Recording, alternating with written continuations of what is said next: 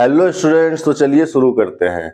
पिछले लेक्चर में मैंने आपको बताया था कि इंडेफिनिट स्टेट क्या रिप्रेजेंट करती है या वर्ब की इंडेफिनिट फॉर्म को हम किस सिचुएशन में प्रीफर करते हैं। इसके साथ ही मैंने आपको समझाया था कि परमानेंट नेचर के एक्शंस जैसे कि यूनिवर्सल फैक्ट्स, प्रोवर्ब्स हम इंडेफिनिट स्टेट के द्वारा या प्रेजेंट इंडेफिनिट स्टेट के द्वारा ही क्यों दर्शाते हैं। हम वर्ब की फॉर्म को प्रेजेंट इंडेफिनिट टेंस में ही क्यों ले जाते हैं, क्यों हम कंटिन्यूअस स्टेट से ऐसे एक्शंस को नहीं दिखा सकते। आज के लेक्चर में मैं आपको बताने वाला हूं कि इंडेफिनिट स्टेट पास्ट टेंस के साथ किस तरह से इंटरेक्ट करती है, या यूं कहिए कि पास्ट इंडेफिनिट टेंस या वर्ब की पास्ट इंडेफिनिट फॉर्म क्या रिप्रेजेंट करती है। ये सब समझाने के लिए चलते हैं बोर्ड पर मेरे पहले सेंटेंस के साथ। इसको मैं हटा देता हूं। एक ये सेंटेंस देखिए, She has watched a movie yesterday। देखिए सेंटेंस को रीड कीजिए, बताइए कि इसमें कहां गलती है। मोस्ट स्टूडेंट्स इसको बता देंगे, कुछ हो सकते हैं ना बता पाए, या हो सकता है बहुतों को ना पता हो।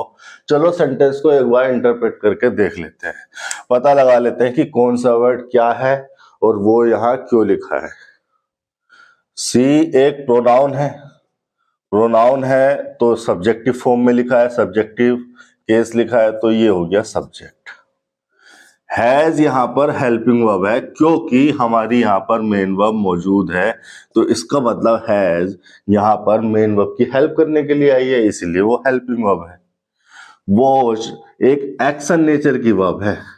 क्या होती है एक्शन नेचर की वर्ब, मैं वर्ब चैप्टर में बता चुका हूं, वहां से आप लेक्चर्स को देख सकते हैं, पूरी की पूरी प्लेलिस्ट पड़ी है। अब एक्शन नेचर की अगर वर्ब है तो ट्रांजिटिव इंट्रांजिटिव की बात होनी चाहिए। किस तरह की नेचर की वर्ब है, इसके बाद हमें व्हाट का रिप्लाई चाहिए। मतलब ये एक ऐसी वर्ब है जो अपने बाद अपने ऑब्जेक्ट को लेगी, जो कि व्हाट का रिप्लाई होगा। वॉच व्हाट, देखा क्या, क्या देखा। तो ये एक्शन नेचर की वर्ब है, लेकिन इसमें ट्रांजिटिव अगर इंट्रांजिटिव की बात होगी तो हम कहेंगे कि ये ट्रांजिटिव नेचर की वर्ब है, क्योंकि इसके बाद आ रहा है इसका ऑब्जेक्ट। ये एक नाउन फ्रेज है, ठीक है, इसको नाउन फ्रेज बोला करो आप। ये नाउन और ये आर्टिकल। अब ये क्या है, यस्टरडे एडवर्ब ऑफ टाइम होता है। भाई एडवर्ब इसलिए क्योंकि वर्ब के बारे में इंफॉर्मेशन दे रहा है। वो वर्ड जो वर्ब के बारे में इंफॉर्मेशन दे या वर्ब को मॉडिफाई करे या वर्ब को क्वालिफाई करे, कुछ भी कह लो, उस वर्ड को हम कहते हैं एडवर्ब, या उस फ्रेज को, उस क्लोज को हम कहते हैं एडवर्ब। तो यस्टरडे यहां पर दे रहा है वॉश के बारे में इंफॉर्मेशन कि ये वाली एक्टिविटी कब हुई। ये एडवर्ब ऑफ टाइम जो होते हैं ये व्हेन का रिप्लाई होते हैं कि ये जो एक्टिविटी है, जो एक्शन है, जो वर्ब है, ये कब हुई, व्हेन। तो यस्टरडे एडवर्ब हो गया, और चूंकि ये टाइम के बारे में इंफॉर्मेशन दे रहा है तो इसे हम कहते हैं एडवर्ब ऑफ टाइम। अब मैंने आपको समझाया है, मैं आपको बता चुका हूं कि जो एडवर्ब ऑफ टाइम है वो वर्ब के टाइम के बारे में इंफॉर्मेशन देते हैं, यानी कि वर्ब के टाइम को बताते हैं, वर्ब के टाइम का रेफरेंस देते हैं। और जब हम वर्ब के टाइम को रेफरेंस देते हैं, यानी कि जब वर्ब का टाइम हम हैंडल करते हैं, तो हम उसे कहते हैं टेंस। भाई यही तो मैंने आपको टेंस की डेफिनेशन बताई कि जब कोई वर्ब किसी टाइम को रिफर करने लगे, टाइम के बारे में बताने लगे, तो उसको कहते हैं टेंस। टेंस का मतलब है वर्ब की वो फॉर्म जो टाइम का रेफरेंस दे रही हो, जो टाइम एडजस्टेड हो, जो टाइम के साथ चेंज की गई हो, टाइम को रिफ्लेक्ट कर रही हो, उसको कहते हैं टेंस। अब अगर ये इस वर्ब के टाइम के बारे में बता रहा है तो इसका मतलब एडवर्ब ऑफ टाइम निर्धारित करता है टेंस को या वर्ब के टाइम को। एक ही बात है, दो तरीके से बोल रहा हूं, यानी कि adverb of time decide tense. ठीक है, यहां पर लिख दूं क्या, adverb of time decides tense. ठीक है, अब आप ध्यान से देखिए, एडवर्ब ऑफ टाइम एक पास्ट का टाइम है। चलो टाइमलाइन ड्रॉ कर लेते हैं। टाइमलाइन बहुत ही काम की चीज है। ये तो हुआ वो पॉइंट जिस टाइम पे मैंने इसको कहा, जिस टाइम पे मैंने इस सेंटेंस को कहा वो पॉइंट हो गया प्रेजेंट का टाइम। मान लेते हैं कि 5:30:00 पर मैंने ये सेंटेंस यहां पर लिखा, या आप अगर लिसनर है, मैं स्पीकर हूं, तो मैंने आपसे कहा। अब 5:30 पे मैंने ये सेंटेंस कहा, ये केवल ये पॉइंट है प्रेजेंट का पॉइंट, और जिस समय मैंने इसको कहा इसको कहते हैं रिपोर्टिंग टाइम। रिपोर्ट टाइम, इतनी बात क्लियर है। रिपोर्ट टाइम ही प्रेजेंट का टाइम होता है, बाकी 1 सेकंड आगे पीछे पास्ट फ्यूचर हो जाते हैं। अब अगर हम यस्टरडे की बात कर रहे हैं तो यस्टरडे यहां कहीं होगा, इससे पहले का टाइम ही तो यस्टरडे होगा। इसका मतलब यस्टरडे रिफर कर रहा है पास्ट के टाइम को, और अगर पास्ट के टाइम को यस्टरडे रिफर कर रहा है तो वर्ब को भी पास्ट टेंस में जाना चाहिए, और यहां पर हमने लगा रखा है प्रेजेंट परफेक्ट, हैज वॉच्ड। इसका मतलब ये हैज गलत हो गया। अब ये सेंटेंस सही है। अगर आपको पता है कि यस्टरडे एडवर्ब टाइम है, पास्ट के टाइम को रिफर कर रहा है, तो वर्ब का टाइम होना चाहिए पास्ट का, यानी कि हम वर्ब को पास्ट टेंस में ले जाएंगे, तो हैज तो गलत हो गया, वॉच्ड होगा। इतनी बात अगर समझ में आ गई हो तो सेंटेंस अब सही होगा, सी वॉच अ मूवी यस्टरडे, ये सही सेंटेंस होगा। आगे चलें या रुक जाए, ऑब्जर्व करें। ठीक है, ऑब्जर्व कर लेते हैं, कहीं कुछ गलत तो नहीं कर दिया, गलत तो नहीं किया, सही है। फिर कहीं कुछ ऐसा जो जानना था, समझना था, ऑब्जर्व करते हैं। देखो, मैंने आपको बताया था कि जो एडवर्ब ऑफ टाइम है, मैं आपकी हेल्प करता हूं। मैंने आपको बताया था कि जो एडवर्ब ऑफ टाइम है इस तरह से सोचना जरूरी है। मैंने आपको समझाया था कि जो एडवर्ब ऑफ टाइम है वो डिसाइड करते हैं टेंस को। टेंस हो गया पास्ट का, लेकिन पास्ट में तो 4 स्टेट होती हैं, indefinite, continuous, perfect, perfect continuous. तो ये कौन सी वाली स्टेट में जाएगा, ये कैसे डिसाइड होगा? क्या आपका सवाल ये नहीं होना चाहिए था कि सर ठीक है, यस्टरडे को देख के आपने पास्ट टेंस कर दिया, लेकिन पास्ट इंडेफिनिट होगा या पास्ट परफेक्ट होगा, ये कैसे डिसाइड किया आपने? आप इस हैज को हैड भी तो कर सकते थे, she had watched A movie yesterday, ये क्यों नहीं किया आपने? आपके दिमाग में इस तरह के सवाल आने चाहिए, आपको ये पूछना चाहिए, आपको ये क्वेश्चन करना चाहिए, she had watched A movie yesterday में क्या प्रॉब्लम थी? ठीक है, आप कह रहे हो यस्टरडे एडवर्ब टाइम है, पास्ट के टाइम को रिफर करता है, पास्ट टेंस में हम सेंटेंस को बनाएंगे या वर्ब की फॉर्म को हम पास्ट टेंस में ले जाएंगे, लेकिन पास्ट टेंस में तो 4 स्टेट है, चारों में से कौन सी स्टेट यहां पर आनी चाहिए? Indefinite, continuous, perfect, perfect continuous. आपने किस आधार पर तय किया कि हैज हटा दो? आपने हैड क्यों नहीं लगाया इसकी जगह? पास्ट परफेक्ट में क्यों नहीं बना सकते? इस तरह के सवाल यहां पर आपके दिमाग में आने चाहिए। अगर इस तरह के सवाल आपके दिमाग में आते हैं तो भी मेरी बात सुन लो, अगर इस तरह के सवाल आपके दिमाग में नहीं आते हैं तो भी मेरी बात सुन लो, क्योंकि बहुत ही काम की बात बताने वाला हूं। देखो, कंटिन्यूअस में तो इसको बना सकते हैं, कंटिन्यूअस में बनाने में इसमें कोई दिक्कत नहीं है, हम कर सकते हैं she was watching a movie yesterday. मैं लिख देता हूं यहां पे, इंडेफिनिट, कॉन्टिन्यूअस, परफेक्ट कॉन्टिन्यूअस और परफेक्ट, यही तो 4 स्टेट होंगी। तो कॉन्टिन्यूअस में इसको बना सकते हैं, कॉन्टिन्यूअस में इसे बनाने में कोई दिक्कत नहीं है। यस्टरडे को एक ड्यूरेशन माना जा सकता है, यस्टरडे को एक डे तो होगा, 24 आवर का डे है, 24 घंटे का दिन है, 24 घंटे के लिए कोई भी एक्टिविटी या एक्शन या वर्ब गोइंग ऑन रह सकती है, तो इसको कंटिन्यूअस में बना सकते हैं, कोई दिक्कत नहीं है। परफेक्ट कॉन्टिन्यूअस में इसको नहीं बना सकते, क्योंकि परफेक्ट कॉन्टिन्यूअस में बनाने के लिए हमें एक टाइम लिखना पड़ता है, हमें एक ड्यूरेशन लिखनी पड़ती है फॉर या सिंस के साथ, वो यहां पर नहीं है। परफेक्ट कॉन्टिन्यूअस को जब हम इंडिविजुअली हैंडल करेंगे तब इस बात को और अच्छे से समझ जाओगे कि ड्यूरेशन लिखना क्यों जरूरी होता है, या टाइम लिखना क्यों जरूरी होता है। वो टाइम फ्रेज यहां पर नहीं है, वो ड्यूरेशन यहां पर नहीं है, तो परफेक्ट कंटिन्यूअस में तो ये बनने से रहा। अब खेल है इंडेफिनिट का या परफेक्ट का। इंडेफिनिट में तो बन ही जाएगा, इंडेफिनिट में तो बन ही रहा है, आपके सामने है। परफेक्ट में मैं क्यों नहीं बनाऊंगा इसको, परफेक्ट में ये नहीं बनाया जा सकता, परफेक्ट में इसे क्यों नहीं बनाया जा सकता, ये है हमारा मेन प्रॉब्लम। ठीक है, अब समझ लेते हैं। देखिए, परफेक्ट का मतलब होता है कंप्लीशन, परफेक्ट का मतलब होता है कंप्लीशन, और कंप्लीशन को हम लैंग्वेज में दो तरह से दर्शा सकते हैं, या कंप्लीशन के लैंग्वेज के दृष्टिकोण से दो एस्पेक्ट्स हो सकते हैं, या कंप्लीशन लैंग्वेज में दो तरह का हो सकता है। एक हो सकता है रिलेटिव कंप्लीशन।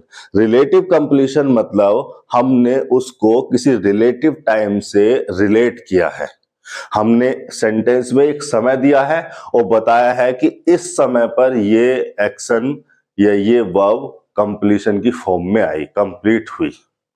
इसको हम कहते हैं रिलेटिव कंप्लीशन, क्योंकि हमने इसको एक टाइम से, टाइम फ्रेज से, या एडवर्ब टाइम से, या एडवर्ब क्लोज से हमने इसको रिलेट कर दिया।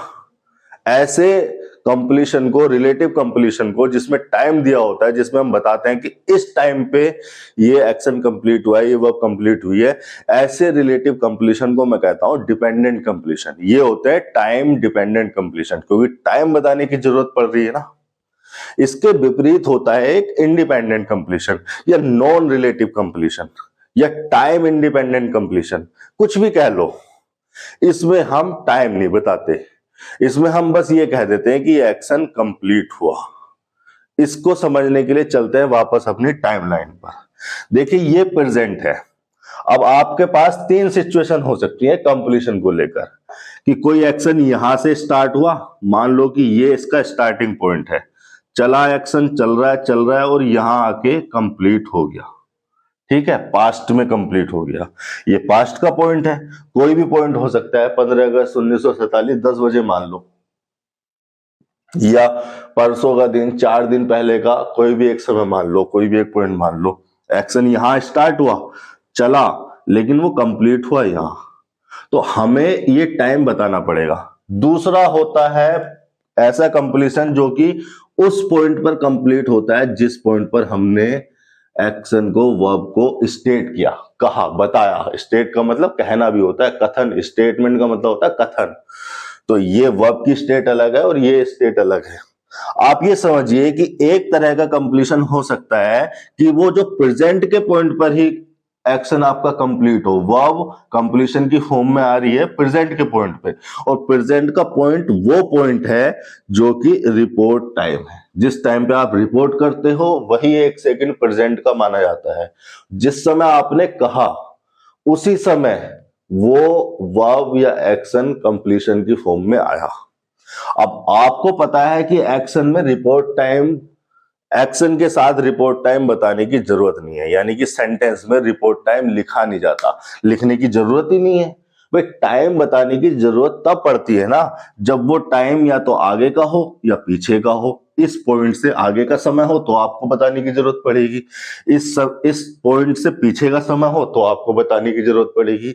मेरे कहने का मतलब है कि एक तो कंप्लीशन है आपके पास कि आपको समय बताने की जरूरत पड़ रही है, आपको ये पास्ट का पॉइंट, ये पॉइंट आपको बताना पड़ेगा कि इस पॉइंट पर कंप्लीशन हुआ। दूसरा कंप्लीशन है आपके पास इस तरह का जो कि प्रेजेंट के उस पॉइंट पर ही कंप्लीट हुआ है जहां पर आपने रिपोर्ट किया है, जिस पॉइंट पर आपने रिपोर्ट किया है। और रिपोर्ट टाइम को आप सेंटेंस में लिखते नहीं, क्योंकि रिपोर्ट टाइम लिखा तब जाएगा जब वो रिलेटिव टाइम से अलग हो। अब रिपोर्ट टाइम भी आपका ये हो रहा है और आप कंप्लीशन के टाइम को भी यहीं पर रिलेट कर रहे हो, तो वो लिखने की जरूरत नहीं है। नाउ लिख देते हैं, रिसेंट नाउ लिख देते हैं, रिसेंटली लिख लेते हैं, ऑफ लेट लिख देते हैं। प्रेजेंट परफेक्ट की ये पहचान है ना, प्रेजेंट परफेक्ट में जब इस तरह के वर्ड देखते हो तो आप तुरंत कहने लगते हो कि ये प्रेजेंट परफेक्ट में जाएगा। आपने देखा recently, of late, now, until now, तो आप कह देते हो कि सर ये प्रेजेंट परफेक्ट में जाएगा। क्यों? क्योंकि आप इस पॉइंट को या इस पॉइंट पर वर्ब के कंप्लीशन को रिफर कर रहे होते हो। एक कंप्लीशन हो गया आपका ये वाला फ्यूचर में, भाई ये हो गया पास्ट में कंप्लीशन, ये हो गया प्रेजेंट में completion, present perfect, past perfect, ये हो गया फ्यूचर परफेक्ट। एक्शन यहाँ कहीं स्टार्ट होगा, चलेगा चलेगा चलेगा और यहाँ कहीं कंप्लीट हो जाएगा। तो इसके लिए भी आपको ये समय बताने की जरूरत पड़ेगी। आपको यहाँ पर कोई एडवर्ब टाइम लगाना पड़ेगा या कोई टाइम क्लोज या यहाँ पर कोई एक्शन बताना पड़ेगा कि जब ये एक्शन हुआ यहाँ पर ये पहला वाला एक्शन कंप्लीट हो गया था। तो इस वाले को और इस वाले को हम कहते हैं रिलेटिव कंप्लीशन, क्योंकि इसके कंप्लीशन को हम किसी दूसरी टाइम क्लोज से या एडवर्ब ऑफ टाइम क्लोज से या किसी एडवर्ब को लगाकर या किसी टाइम को बताकर रिलेट करते हैं। इसको रिलेट करने की जरूरत नहीं है क्योंकि ये उसी पॉइंट पर कंप्लीट हुआ है जिस पॉइंट पर आपने सेंटेंस को कहा है। सीधे नाउ लिख दो, रिसेंटली लिख दो, रिसेंट नाउ लिख दो, ऑफ लेट लिख दो, अनटिल नाउ लिख दो, इस तरह के वर्ड लगाकर ही आपको काम चलाना होता है। कोई भी आपको टाइम नहीं बताना होता है क्योंकि टाइम को बताने की जरूरत ही तब है जब वो आगे का हो या पीछे का हो। ठीक है, तो ये दो तरह के कंप्लीशन हम पढ़ते हैं। इसको कहते हैं रिलेटिव कंप्लीशन या डिपेंडेंट कंप्लीशन। इसको मैं कहता हूं टाइम से इंडिपेंडेंट है, टाइम को बताने की यहां पर जरूरत नहीं है सेंटेंस में। अब इस सेंटेंस को देखो, क्या इसमें कोई ऐसा समय लगा है? यस्टरडे तो पूरे उस डे को बता रहा है। क्या यहां पर कोई ऐसी क्लोज, यहां पर कोई ऐसा सेंटेंस लगा हुआ है, सेंटेंस में कोई एक ऐसी टाइम क्लोज लिखी है जिससे बताया जा सके कि ये वाला एक्शन उस क्लोज से पहले हुआ होगा? बिल्कुल नहीं लिखी है। इसीलिए कहा जाता है कि जो पास्ट परफेक्ट है वो एक सिंगल सेंटेंस हमेशा गलत होता है, या यूं कहिए कि पास्ट परफेक्ट, जो पास्ट परफेक्ट में लिखा हो जो सेंटेंस होता है उसमें दो क्लोजेस होती हैं। मैक्सिमम केसेस में आप दो क्लोजेस पाएंगे, एक मेन क्लोज और दूसरी क्लोज पाएंगे जो कि टाइम क्लोज होगी। टाइम क्लोज ये बताने के लिए होती है कि ये जो मेन क्लोज वाला जो मेन एक्शन है इस टाइम से पहले खत्म हो गया। अभी मैं धीरे धीरे उस सेंटेंस पे आ रहा हूं। फिलहाल आप इतना समझिए कि यहां पर कुछ भी ऐसा इंडिकेशन या कोई भी ऐसी रेफरेंस नहीं है जिससे बताया जा सके कि पास्ट का टाइम ये है और इस टाइम से पहले ये एक्शन कंप्लीट हो गया होगा। 7वीं 8वीं क्लास में आप इसको परफेक्ट पे बना सकते थे, वो सही कर देते हैं, वो इतना दिमाग नहीं लगाते। कॉम्पिटिटिव लेवल पे ये गलत हो जाएगा, तो आप यहाँ पर हैड नहीं लगाएंगे, मतलब ये सेंटेंस परफेक्ट में नहीं आ सकता। इस बात को और गहराई से समझने के लिए चलते हैं हमारे अगले सेंटेंस पर। सेंटेंस ये है मेरा,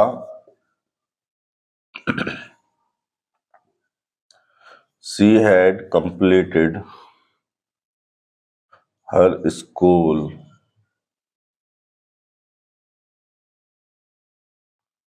5 years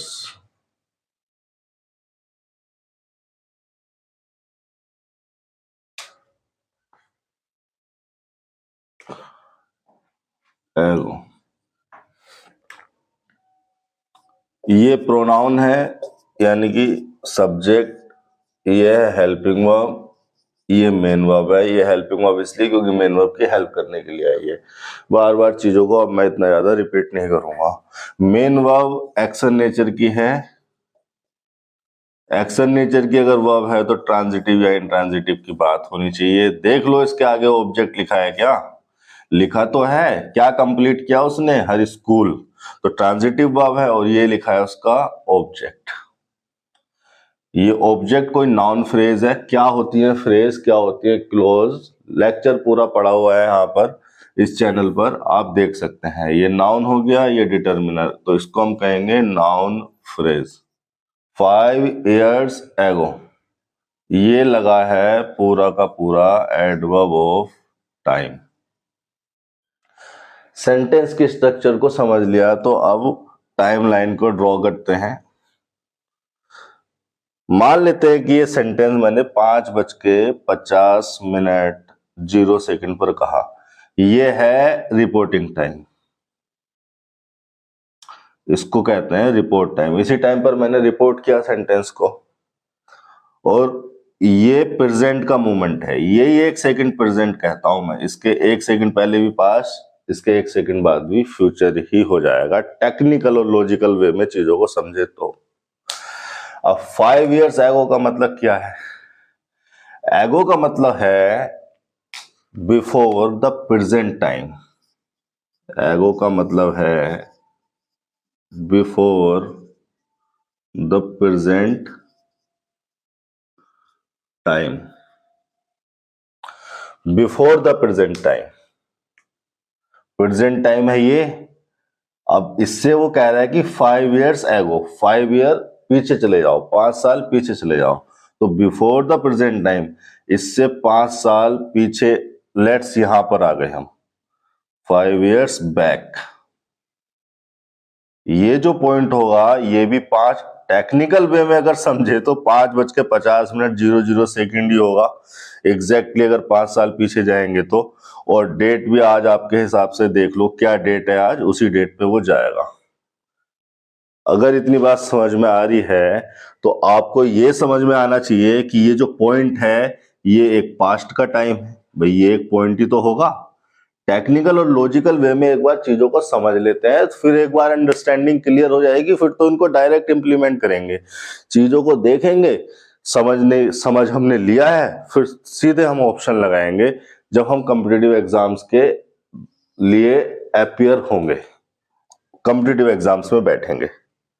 तो अभी मैं ये कह रहा हूं कि एगो का मतलब है बिफोर द प्रेजेंट टाइम, और प्रेजेंट टाइम है आपका ये। तो इससे 5 साल पहले एग्जैक्ट इसी पॉइंट को रिफर कर रहा हूं मैं, इसी पॉइंट को रेफरेंस दे रहा हूं। ये है पास्ट का टाइम। अब यहां पर कंप्लीशन तो हो नहीं रहा है, यहां पर ये नहीं बताया जा रहा है कि कोई एक्शन चला और यहां पर आके कंप्लीट हुआ। कंप्लीशन का सेंस नहीं है। कंप्लीशन को बताने के लिए वो एक दूसरी टाइम क्लोज लगा के देता है कि इस एक्शन से पहले ये वाला एक्शन खत्म हुआ। अभी उस सेंटेंस पे आ रहे हैं। फिलहाल ये समझिए कि ये जो पास्ट का टाइम है, इस पास्ट के टाइम की वजह से ये जाएगा पास्ट इंडेफिनिट में। यहां पर कंप्लीशन का सेंस नहीं है, भले सी मैंने वर्ब को कंप्लीट लिख दिया है। ठीक है, अगर इतनी बात समझ में आ गई है तो पास्ट इंडेफिनिट और पास्ट परफेक्ट के और ज्यादा डिफरेंस को समझाने के लिए मैं ले चलता हूं आपको अगले सेंटेंस पर। ये सेंटेंस लिखा मैंने, when I completed my graduation I studied there for years before। ये बिफोर पे जरा फोकस करो। अभी थोड़ी देर पहले मैंने आपको एगो का मतलब बताया था। एगो का मतलब होता है backward from the present time, present के पॉइंट से back, backward from the present time. Present time लिख लो, प्रेजेंट पॉइंट लिख लो, कुछ भी। बिफोर का मतलब होता है बैकवर्ड फ्रॉम द पास्ट। अब इसको समझने के लिए चलते हैं टाइमलाइन पर। ये हमने टाइमलाइन ड्रॉ की। ये वो टाइम है, लेट्स से 6:05 का। इस टाइम को मैं कहता हूं रिपोर्टिंग टाइम, और यही टाइम जो है प्रेजेंट का टाइम है। बाकी इसके अलावा पास्ट है या फ्यूचर है, इसको मैं कहता हूं रिपोर्ट टाइम, क्योंकि इस टाइम पर मैंने सेंटेंस को रिपोर्ट किया। इतनी बात तो सभी को क्लियर हो गई होगी। अब देखो इस सेंटेंस में ये एक कॉम्प्लेक्स स्ट्रक्चर है। इस सेंटेंस में 2 क्लोजेस हैं। पहली क्लोज है ये और दूसरी क्लोज है ये। इसको कहते हैं मेन क्लोज, इसको कहते हैं सबऑर्डिनेट क्लोज। क्या होती है मेन क्लोज, क्या होती है सबऑर्डिनेट क्लोज, इस पर एक डिटेल में पूरा लेक्चर आएगा सही समय पर। परेशान होने की जरूरत नहीं है। फिलहाल इतना समझिए कि सबऑर्डिनेट क्लोज वो होती है जिसमें सबऑर्डिनेट कंजंक्शन लगा रहेगा। अब आप ये देखकर क्या बता सकते हैं बेसिक ऑब्जर्वेशन के आधार पर कि ये जो सबऑर्डिनेट क्लोज है ये किस चीज का रेफरेंस दे रही है? देखो इसमें लगा है व्हेन, और व्हेन खुद एडवर्ब ऑफ टाइम होता है। इसका मतलब कहीं ना कहीं ये क्लोज भी एडवर्ब क्लोज ही है, या इसको कह सकते हैं एडवर्ब ऑफ टाइम क्लोज, क्योंकि एडवर्ब टाइम तो शुरू में लगा है, इसका मतलब ये टाइम बताने के लिए ही आई है, टाइम बताने के लिए आई है, टाइम का रेफरेंस देने के लिए आई है। आगे और समझेंगे, आप चाहे इसको टाइम क्लोज कह लो, जो कुछ ग्रामेरियंस होते हैं इसको एडवर्बियल क्लोज भी कह लेते हैं, कुछ भी कह लो, लेकिन इस क्लोज का मेन फंक्शन, मेन काम यहां पर है टाइम का रेफरेंस देना। देखो कैसे दे रही है ये टाइम का रेफरेंस, व्हेन तो ये बता ही रही है, क्योंकि व्हेन तो लगा हुआ है इसमें, क्योंकि ये खुद एडवर्ब टाइम है। ये कंप्लीटेड वर्ब की सेकंड फॉर्म लगी है, मतलब क्या लगा है, ये पास्ट इंडेफिनिट लगा है। अब अगर ये पास्ट इंडेफिनिट लगा है तो पास्ट इंडेफिनिट टेंस का क्या मतलब हो गया, पास्ट में किसी टाइम को रिफर कर रही है। मतलब अगर ये पास्ट इंडेफिनिट लिखा है तो ये जो एक्शन हुआ होगा, ये जो एक्टिविटी हुई होगी, या ये जो वर्ब हुई होगी, ये पास्ट में हुई होगी। इसका मतलब ये पास्ट के टाइम को रिफर कर रही है, इसीलिए तो है ये। अगर पास्ट इंडेफिनिट का एक्शन कहीं भी लिखा है, जब मैं कह रहा हूं कि पास्ट इंडेफिनिट पास्ट के टाइम को रिफर कर रहा है, तो इसका मतलब ये क्लोज भी पास्ट के टाइम को ही रिफर कर रही है। ये एक्शन यहां पर हुआ होगा, ये वो पॉइंट होगा, ये चलो मान लेते हैं ये होगा, ये चलो मान लेते हैं कोई भी एक पॉइंट मान लो कि ये पॉइंट होगा, ये वो पॉइंट होगा when I completed my graduation. Timeline पर इसने एक पास्ट के टाइम को रेफरेंस कर दिया। अब देखो बिफोर का क्या मतलब होता है, बिफोर का मतलब होता है बैकवर्ड फ्रॉम द पास्ट, यानी कि ये जो पास्ट का टाइम है जिसका रेफरेंस देने के लिए टाइम क्लोज हमने लगाई है, इस टाइम से 4 years बिफोर मैंने वहां पर स्टडी की, यानी कि स्टडी मेरी यहां पर शुरू हुई होगी, चली होगी, चलती रही होगी, और यहां पे आके उसमें कंप्लीशन आया। तो कंप्लीशन किस वाली एक्टिविटी में आया, कंप्लीशन आया मेरी स्टडीड वाली एक्टिविटी में। मेरी जो स्टडी वाली वर्ब है उसको जाना चाहिए कंप्लीशन में, परफेक्ट में। ये तो मैंने पॉइंट बताने के लिए लिखा है, ये तो मैंने पास्ट में एक पॉइंट को रिफर करने के लिए लिखा है। कंप्लीशन आया मेरा स्टडी वाली वर्ब में, तो यहां पर हो जाना चाहिए इसको हैड स्टडीड। मेरे कहने का मतलब है कि पास्ट इंडेफिनिट की एक क्लोज दी गई है उस रिलेटिव टाइम का रेफरेंस देने के लिए जिस टाइम पर हम कहना चाहते हैं कि मेरी स्टडी वाली वर्ब कंप्लीट हुई। 4 साल से मैं पढ़ रहा था, जब मेरी ग्रेजुएशन कंप्लीट हुई तो मेरी स्टडी कंप्लीट हुई। इस तरह से हम कहते हैं कि ये जो एक्शन होते हैं पास्ट परफेक्ट में लिखे जाने वाले, ये एक रिलेटिव कंप्लीशन होते हैं, क्योंकि इनके लिए हमें एक रिलेटिव टाइम को रिफर करने वाली क्लोज लगानी पड़ती है। हमने यहाँ पर एक टाइम क्लोज लगाई, मतलब अब हमने इसके कंप्लीशन को, इस मेन वर्ब वाले, मेन क्लोज के मेन वर्ब वाले एक्शन को रिलेटिव क्लोज से, रिलेटिव टाइम को रिफर करने वाली क्लोज से रिलेट कर दिया, यानी कि इस क्लोज के कंप्लीशन को हमने इस वाली क्लोज पे, टाइम क्लोज पे डिपेंड कर दिया, बता दिया कि ये हुआ तो इससे पहले ये चीज खत्म हुई। इस तरह के एक्शंस को हम पास्ट परफेक्ट में ले जाते हैं। आगे पास्ट इंडेफिनिट के अंडरस्टैंडिंग्स को क्लियर करने के लिए चलते हैं कुछ और एग्जांपल्स पर। देखिए लेक्चर हमारा आज का पास्ट इंडेफिनिट पर ही है, लेकिन स्टूडेंट्स को हमेशा कंफ्यूजन रहता है कि सर अगर कॉम्प्लेक्स सेंटेंस है तो उसमें से कौन सी वाली क्लोज इंडेफिनिट में जाएगी, कौन सी वाली क्लोज परफेक्ट में जाएगी, या सर पास्ट इंडेफिनिट क्यों बना रहे हैं यहाँ पर, परफेक्ट क्यों नहीं बना सकते। या फिर वो गलतियां करते हैं, अपने बचपन की सीखी हुई समझी हुई बातों को कॉम्पिटिटिव एग्जाम्स में इंप्लीमेंट करते हैं कि सर इसको पास्ट परफेक्ट में क्यों नहीं बना सकते, पास्ट इंडेफिनिट में क्यों बना रहे हैं। तो मैं दोनों चीजों को पैरेलल में लेके चलता हूं, पैरेलल में समझा के चलता हूं। पास्ट परफेक्ट पर अभी हम और अच्छे एग्जाम्पल्स करेंगे, वहां से चीजें और ज्यादा क्लियर होंगी। फिलहाल चलते हैं पास्ट इंडेफिनिट के अगले कुछ सेंटेंसेस पर जो मैं आपको समझाना चाहता हूं। एक सेंटेंस मैंने लिखा, we have played together in childhood.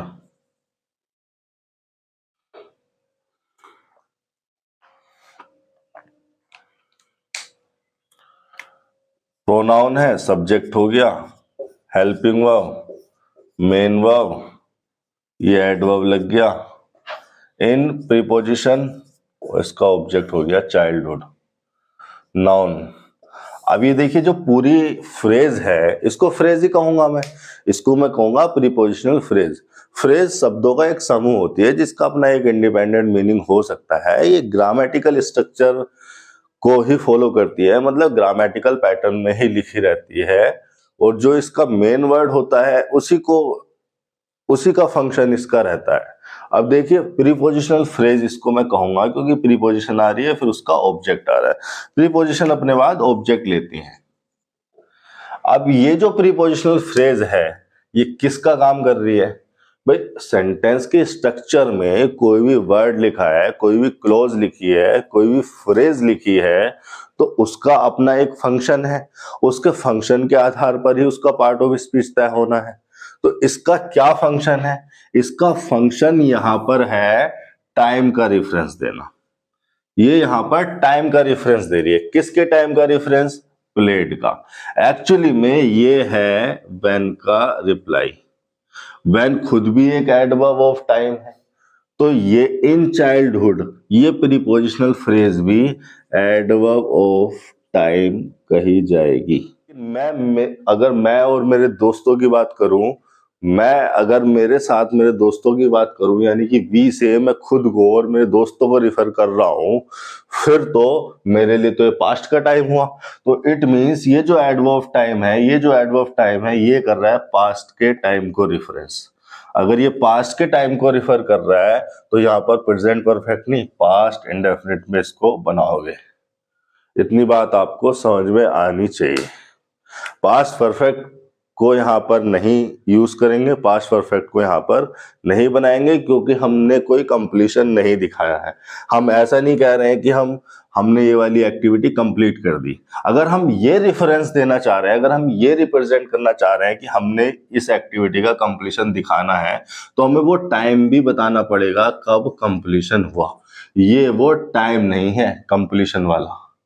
Completion बताने के लिए हमें एक क्लोज लगानी पड़ेगी कि यहां पर शुरू हुआ और यहां पर खत्म हुआ। ये कंप्लीशन वाला समय नहीं है। आपको इतनी बात समझ में आई तो चलते हैं अगले सेंटेंस पर। लास्ट मंथ, लास्ट मंथ पे फोकस कीजिए जरा। बाकी सेंटेंस पूरा ऐसे ही है, आप इंटरप्रेट कर लेंगे। समय की कमी की वजह से मैं बार बार इंटरप्रेट नहीं कर रहा हूं। इजी सेंटेंस है, मेरे इंटरप्रेट करने की जरूरत भी नहीं है, आप खुद कर लेंगे। लास्ट मंथ, आपको पता है अभी कौन सा मंथ चल रहा है, अक्टूबर। लास्ट मंथ कौन सा रहेगा, सितंबर। सितंबर अगर लास्ट मंथ का रेफरेंस दे रहा है, लास्ट मंथ अगर सितंबर का रेफरेंस दे रहा है, तो सितंबर या लास्ट मंथ दोनों ही पास्ट का टाइम हुए है। ये भी एडवर्ब टाइम ही, एडवर्ब ऑफ टाइम। और ये पास्ट का अगर टाइम है तो हैज विजिटेड नहीं, विजिटेड आ जाएगा। मेरे कहने का मतलब है इस तरह के word, last month, yesterday, last year लिखा होता, last week, last decades, last century, ठीक है। इस तरह के वर्ड, यस्टरडे, इन चाइल्डहुड,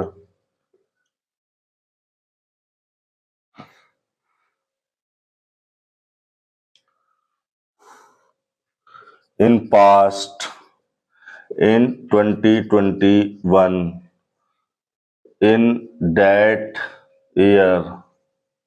इस तरह के जो फ्रेजेज आ जाती हैं, इस तरह के जो वर्ड आ जाते हैं, ये सारे ही एडवर्ब ऑफ टाइम होते हैं, जो कि पास्ट के टाइम को रिफर करते हैं, पास्ट में एक पॉइंट को रिफर करते हैं। ऐसी सिचुएशन में आप वर्ब को पास्ट इंडेफिनिट स्टेट में ले जाएंगे। क्यों ले जाएंगे आपको मैं समझा चुका हूं। आज के लेक्चर में इतना ही। अगले लेक्चर में मैं इससे आगे की चीजें बताऊंगा, चीजों को और ज्यादा खोलकर समझाऊंगा।